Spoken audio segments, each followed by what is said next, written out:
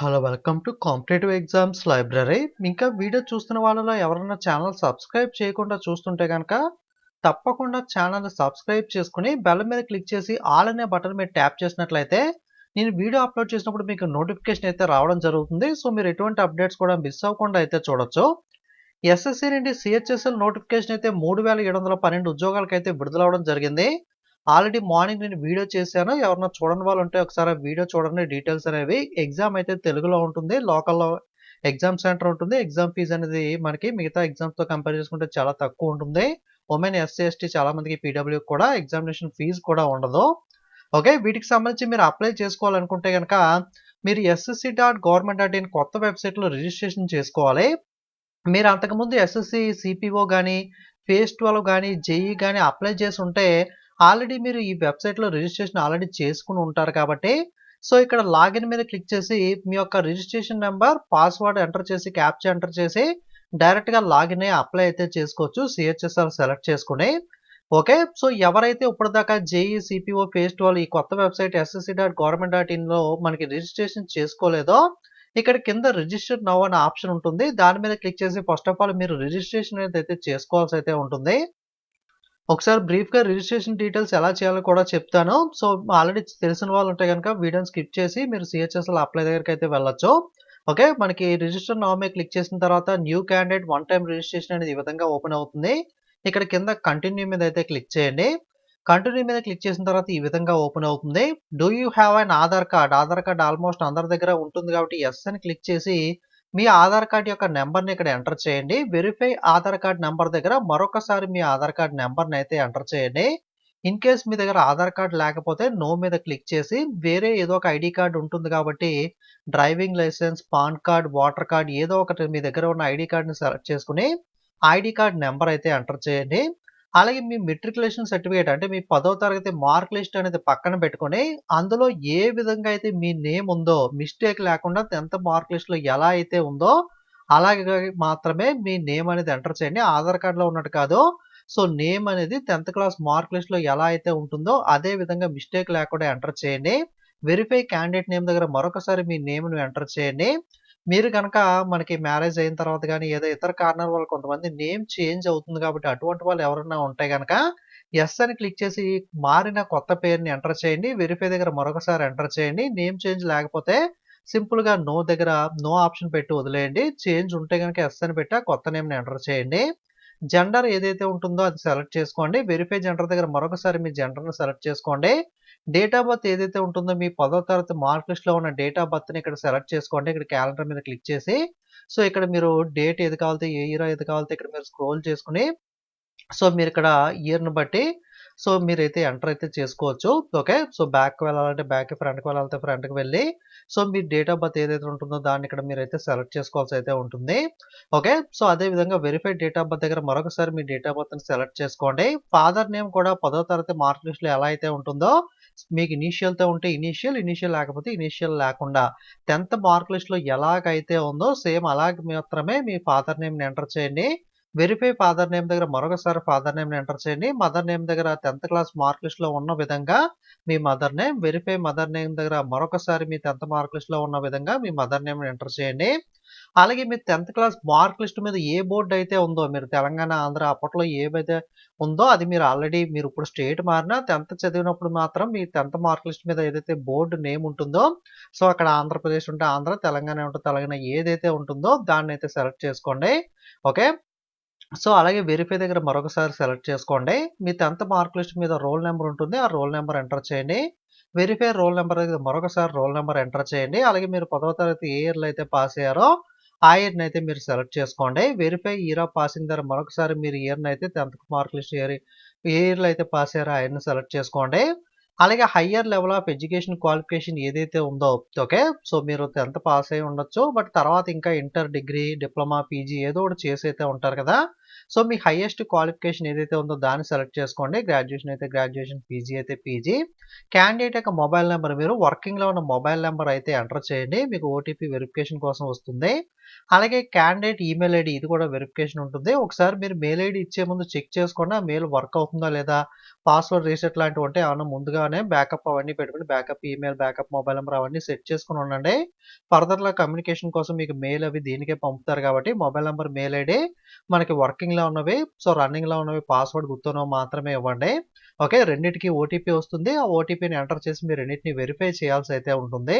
Verify చేసిన తర్వాత ఒకసారి పైకి వెళ్లి ఇప్పటిదాకా ఎంటర్ చేసిన డీటెయిల్స్ అన్నీ కూడా Aadhaar card, 10th mark list పక్కన పెట్టుకొని అన్నీ కరెక్ట్‌గా ఎంటర్ చేశారో లేదో చెక్ చేసుకొని అంతా ఓకే అనుకున్న తర్వాత మీరు సేవ్ అండ్ నెక్స్ట్ మీద అయితే క్లిక్ చేయండి. సేవ్ అండ్ నెక్స్ట్ క్లిక్ చేసిన తర్వాత ఈ విధంగా మీకు రిజిస్ట్రేషన్ నెంబర్ అయితే డిస్‌ప్లే అవుతుంది. సో ఆ రిజిస్ట్రేషన్ నెంబర్‌ని అయితే నోట్ చేసుకోండి. అలాగే మీకు ఒక పాస్వర్డ్ మెయిల్ ఆర్ మెసేజ్ అయితే వస్తుంది. మెయిల్, మెసేజ్ చెక్ చేసుకోండి. సో మీకు ఏదైతే రోల్ నంబర్ డిస్‌ప్లే అయిందో ఆ రిజిస్ట్రేషన్ నెంబర్ ఏదైతే డిస్‌ప్లే అయిందో ఆ రిజిస్ట్రేషన్ నెంబర్ మీ మెయిల్‌కి గాని, మెసేజ్‌కి గాని వచ్చిన పాస్వర్డ్ ఏదైతే ఉంటుందో టెంపరరీ పాస్వర్డ్, ఆ టెంపరరీ పాస్వర్డ్‌ని క్యాప్చాని ఎంటర్ చేసి మీరైతే సైన్ ఇన్ అయితే అవ్వాల్సి ఉంటుంది. సైన్ ఇన్ అయిన తర్వాత మీరు కొత్త పాస్వర్డ్ పెట్టుకోమని అడుగుతుంది. సో మీ యొక్క రిజిస్ట్రేషన్ నెంబర్ ఎంటర్ చేసి పాత పాస్వర్డ్ ఏదైతే మీకు మెయిల్, మెసేజ్ వస్తుందో ఆ పాత పాస్వర్డ్‌ని ఎంటర్ చేసి కొత్తగా మీరు పెట్టాలనుకుంటున్న పాస్వర్డ్ ఏదైతే ఉందో పాస్వర్డ్ అనేది మినిమమ్ 8 క్యారెక్టర్లు అయితే ఉండాలి. ఓకే. ఒక అప్పర్ క్యారెక్టర్ అంటే క్యాపిటల్ ఆల్ఫాబెట్ ఒకటి, లోవర్ ఆల్ఫాబెట్ అంటే స్మాల్ ఆల్ఫాబెట్ ఒకటి, ఒక 1 ఆర్ మోర్ నంబర్ అంటే ఒక నంబర్, ఒక స్పెషల్ క్యారెక్టర్ అంటే @ ఇలాంటివి. ఓకే. 8 క్యారెక్టర్లు మినిమమ్ ఉండాలి. ఒక క్యాపిటల్ లెటర్, ఒక స్మాల్ లెటర్, ఒక నంబర్, ఒక స్పెషల్ క్యారెక్టర్ ఉండే విధంగా మీ పాస్వర్డ్ అనేది మీరు సెట్ చేసుకోవాలి. ఓకే. సో ఓల్డ్ పాస్వర్డ్ దగ్గర మీ మెయిల్‌కి వచ్చిన పాస్వర్డ్, న్యూ పాస్వర్డ్ దగ్గర మీరు ఇప్పుడు కొత్తగా సెట్ చేసుకున్న పాస్వర్డ్, కన్ఫర్మ్ పాస్వర్డ్ దగ్గర మరొకసారి మీరు కొత్తగా సెట్ చేసిన పాస్వర్డ్ ఎంటర్ చేసి, అలాగే సెక్యూరిటీ క్వెషన్స్ కూడా మీరు సెలెక్ట్ చేసుకోవాల్సి అయితే ఉంటుంది. రికవరీ టైమ్‌లో యూజ్ అవుతుంది. సో సెక్యూరిటీ క్వెషన్ ఏదో ఒకటి సెలెక్ట్ చేసుకొని దానికి ఆన్సర్ మీకు గుర్తుండేది రెగ్యులర్‌గా మీకు గుర్తుండేవి మీ ఫ్రెండ్ నేమ్ గాని, బెస్ట్ ఫ్రెండ్ నేమ్ గాని, లేదా మీరు పుట్టిన ఊరు గాని అలాంటివి ఇక్కడ ఏదైతే ఆప్షన్‌లో ఇచ్చారో అటువంటివి ఇస్తూ ఉంటాడో, ఆ క్వెషన్స్‌కి మీకు బాగా గుర్తుండే ఆన్సర్స్ అనే వాటినైతే చూసుకోండి. ఒకసారి అంతా కూడా కరెక్ట్‌గా ఉందో లేదో వెరిఫై చేసుకొని సేవ్ అండ్ నెక్స్ట్ మీద అయితే క్లిక్ చేయండి. ఓకే. ఇప్పుడు మీకు పాస్వర్డ్ సెట్ అయిపోయింది కాబట్టి రిజిస్ట్రేషన్ నంబర్ మళ్ళీ కొత్తగా పెట్టుకున్న పాస్వర్డ్ ఏదైతే ఉందో దాన్ని ఎంటర్ చేసి క్యాప్చా ఎంటర్ చేసి లాగిన్ అయితే అవ్వాల్సి అయితే ఉంటుంది. ఓకే. సో నెక్స్ట్ మనకి ఇక్కడ ఆల్రెడీ మీరు లాగిన్ అయిన తర్వాత మీకు ఆల్రెడీ ఫిలప్ చేసిన డీటెయిల్స్ అన్నీ కనబడతాయి. నెక్స్ట్ మీ యొక్క కేటగిరీ ఏదైతే ఉందో ఓబీసీయా, జనరలా, ఎస్సీ, ఎస్టీయా కేటగిరీ సెలెక్ట్ చేసుకోండి. వెరిఫై కేటగిరీ దగ్గర మరొకసారి మీ కేటగిరీని సెలెక్ట్ చేసుకోండి. నేషనాలిటీ సిటిజన్ ఆఫ్ ఇండియా, అలాగే ఇతర నేషనల్స్ అయితే గనక మనకి ఆ ఇతర డీటెయిల్స్ ఇవ్వాల్సి ఉంటుంది.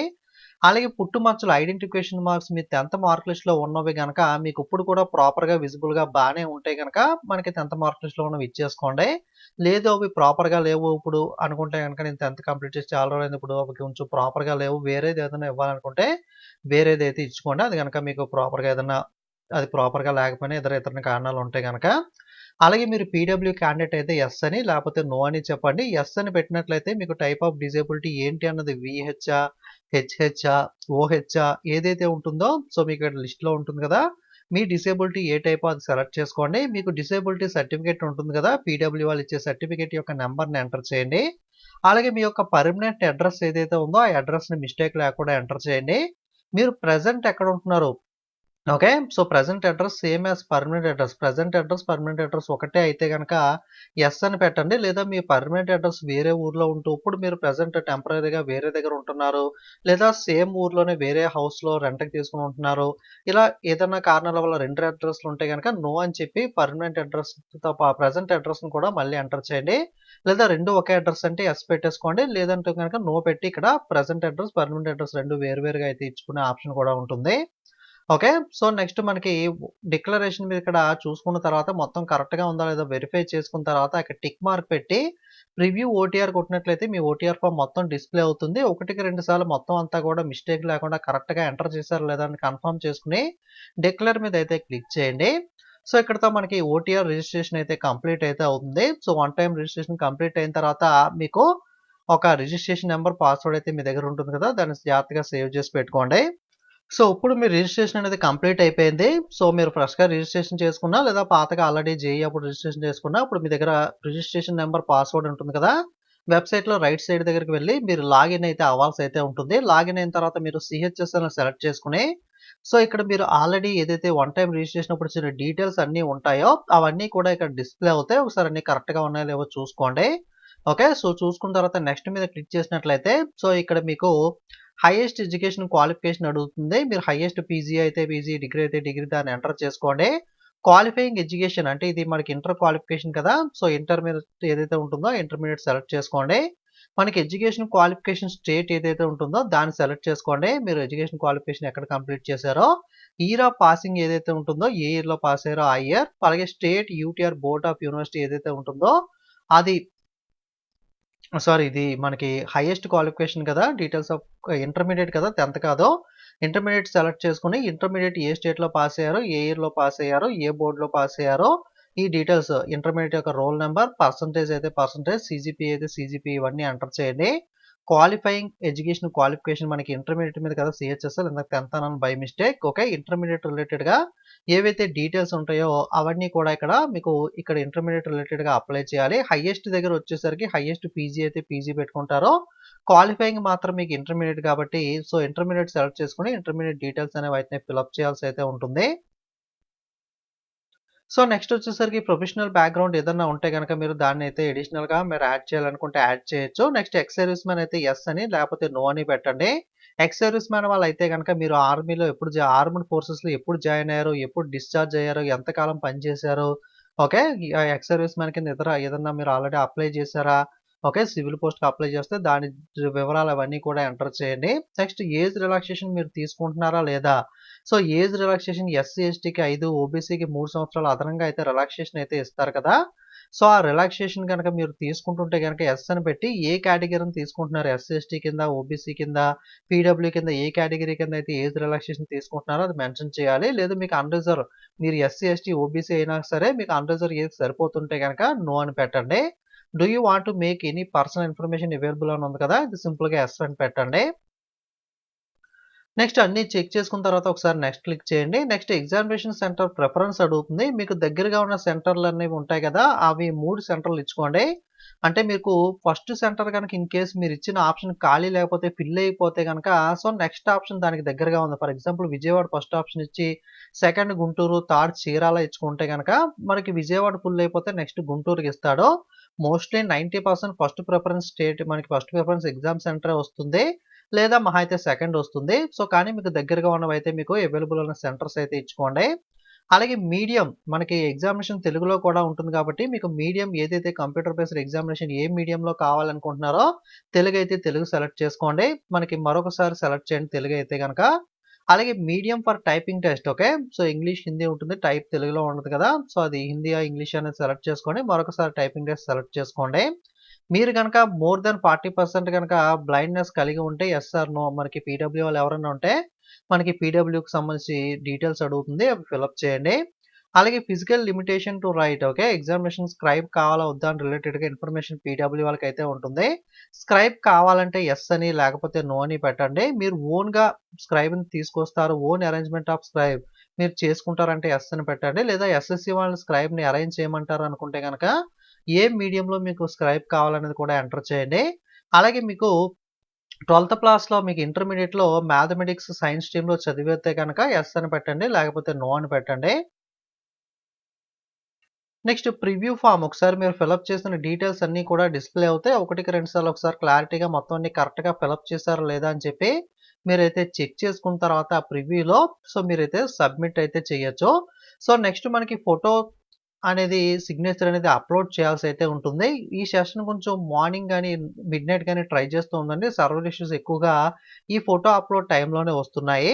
సో, జనరల్‌గా ఫోటో అనేది అంతకుముందు మనం స్కాన్ చేసి అప్‌లోడ్ చేసేవాళ్ళం. చాలామంది రీసెంట్ ఫోటో అప్‌లోడ్ చేయమంటే చేయకుండా పాత ఫోటోనే మనకి కొత్త డేస్ వేసి అయితే అప్‌లోడ్ చేస్తున్నారు కాబట్టి, ఈసారి ఎస్ఎస్‌సి లైవ్ ఫోటోనైతే తీసుకురావడం జరిగింది. మీకు క్లారిటీ ఉన్న వెబ్‌కామ్ సిస్టమ్‌కుండి సిస్టమ్ నుండి చేస్తుంటే దాని నుండి చేయొచ్చు. లేదు అనుకుంటే గనక మనకి ఎస్ఎస్‌సి వాళ్ళ యొక్క మొబైల్ యాప్ ఒకటుంది. ఇక్కడ క్యూఆర్ కోడ్ అని చెప్పి మీరు అప్లై చేసేటప్పుడు కనబడుతుంది. ఈ క్యూఆర్ కోడ్ స్కాన్ చేసినట్లయితే మీకు యాప్ వస్తుంది. ఆ యాప్‌ని మీరు ప్లే స్టోర్ నుండి డౌన్‌లోడ్ చేసుకొని దాంట్లో మీరు అప్లోడ్ ఫోటోగ్రాఫ్ అనేదైతే మీరు చేయాల్సయితే ఉంటుంది. Find a place with good light and plain background తీసుకోండి. లైటింగ్ అనేది మీకు క్లియర్‌గా ఉండేలాగా, ప్లెయిన్ బ్యాక్‌గ్రౌండ్ ఉండేలాగా, కెమెరా లెవెల్ అయ్యి ఉండేలాగా, సో ఇక్కడ రూల్స్ ఏవైతే ఇచ్చారో అవన్నీ కూడా సరిపోయేలా ఫోటో అనేది నీట్‌గా, కరెక్ట్‌గా క్యాప్చర్ అవుతుందో లేదో క్లారిటీగా చూసుకోండి. స్పెట్స్ గానీ, క్యాప్స్ గానీ ఇటువంటివి పెట్టుకోకండి. క్లారిటీగా ఫోటో అనేది లైవ్ క్యాప్చర్ మొబైల్ యాప్‌లో చేసినట్లయితే సక్సెస్‌ఫుల్‌గా ఇక్కడైతే యాడ్ అవుతుంది. ఓకే. నెక్స్ట్ అలాగే అప్‌లోడ్ సిగ్నేచర్. సిగ్నేచర్ అనేది కూడా మనం ఒక వీడియో చేయడం జరిగింది. ఫోటో సిగ్నేచర్ అనేది ఎలా మనకి సెట్ చేసుకోవాలి, ఇమేజ్ అనేది కావాల్సిన సైజ్‌లో ఎలా మార్చుకోవాలి, విడ్త్, హైట్ ఇవన్నీ ఎలా అడ్జస్ట్ చేసుకోవాలని చెప్పి ఒక వీడియో ఉంది. మీకు పైన ఐఎన్ఎస్ సింబల్ దగ్గర ఆ వీడియో వదిలేస్తాను. దాన్ని చూసి మీరు సిగ్నేచర్ అనేది కరెక్ట్‌గా ఇక్కడ ఉన్న మెన్షన్ చేసిన సైజెస్‌లో చేసుకుంటేనే మీకు సిగ్నేచర్ అప్‌లోడ్ అవుతుంది. లేకపోతే మీకు సిగ్నేచర్ దగ్గర కూడా ఇష్యూస్ అయితే వస్తాయి కాబట్టి కరెక్ట్‌గా సైజ్ ఇవన్నీ ఫార్మాట్ ఇవన్నీ కరెక్ట్‌గా ఉన్నాయో లేవో చూసుకొని సిగ్నేచర్ అనేదైతే మీరు కూడా అప్లోడ్ చేయాలి. So next save and next కొట్టండి. ఫోటో సిగ్నేచర్ క్లారిటీగా వచ్చిన తర్వాత నెక్స్ట్ డిక్లరేషన్ ఒకసారి అంతా కూడా ప్రివ్యూ చూసుకున్న తర్వాత ఐ అగ్రీ మీద క్లిక్ చేసి సేవ్ అండ్ నెక్స్ట్ మీద అయితే క్లిక్ చేయాలి. ఎగ్జామినేషన్ ఫీజు లేకపోతే అక్కడితో అయిపోతుంది. లేకపోతే గనక మీరు ఎగ్జామినేషన్ ఫీజుగా డైరెక్ట్ అవుతుంది. మీరు పేటీఎం మరి యూపీఐ గాని లేదా మనకి ఈ క్రెడిట్ కార్డ్, డెబిట్ కార్డ్ ఏదో ఒక రకంగా నెట్ బ్యాంకింగ్ ఏదో ఒక దాంట్లో మీరు ఫీజ్ ఆప్షన్ అనేది అయితే సెలెక్ట్ చేసుకొని మీరు పేమెంట్ అయితే చేయొచ్చు. ఓకే. ఇది మనకి ఎస్ఎస్‌సి, సీహెచ్ఎస్ఎల్ ఆన్‌లైన్‌లో అప్లై చేసే విధానం అనేది మీరు లాస్ట్ డేట్ దాకా మాత్రం వెయిట్ చేయకుండా వీలైనంత త్వరగా చేయండి. అలాగే సర్వర్ ఇష్యూస్ మాత్రం డెఫినిట్‌గా వచ్చే అవకాశం ఉంటుంది ఎస్ఎస్‌సిలో.